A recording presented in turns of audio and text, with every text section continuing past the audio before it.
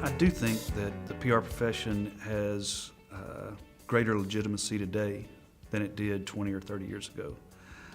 Although you probably couldn't tell it by the way we're thought of nationally and in opinion surveys. I mean, we're really, and I think we get caught up in a broad brush, but when you talk about PR people, we come in just right above used car dealers and how much people trust what we're saying. But I think for years, PR professionals sometimes sounded like crybabies, in that, we need a seat at the table.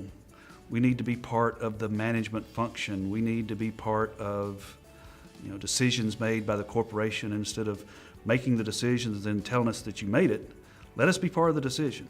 Well, first of all, I think that's your own problem, that you've not done enough to make that leadership team value you enough to demand you sit at that table. Because if you had, they won't have those meetings without you if you've proven yourself. But I think now so, for reasons that have little to do with how much our profession has evolved, but more of how much communications has evolved. I think you have, again, the 24-hour news cycle, which could now be the 24-minute or the 24-second news cycle.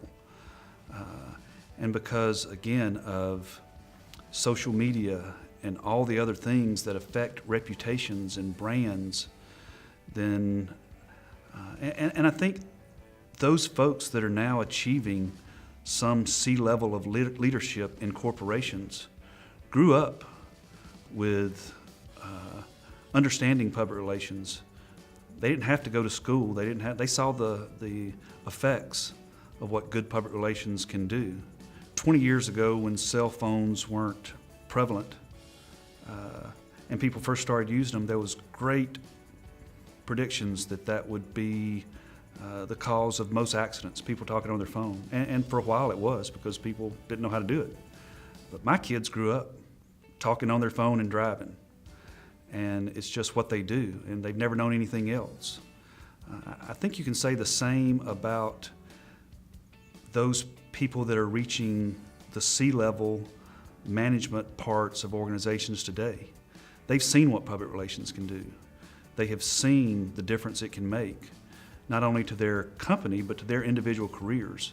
And so I don't think there's as much an argument now of we are relevant too, which used to be stomping up and down like spoiled children of let us at the table, we're relevant. I think that the leaders that are being brought through the ranks today see public relations as a great tool, not as a necessary evil. And so I think that's what makes the biggest difference today.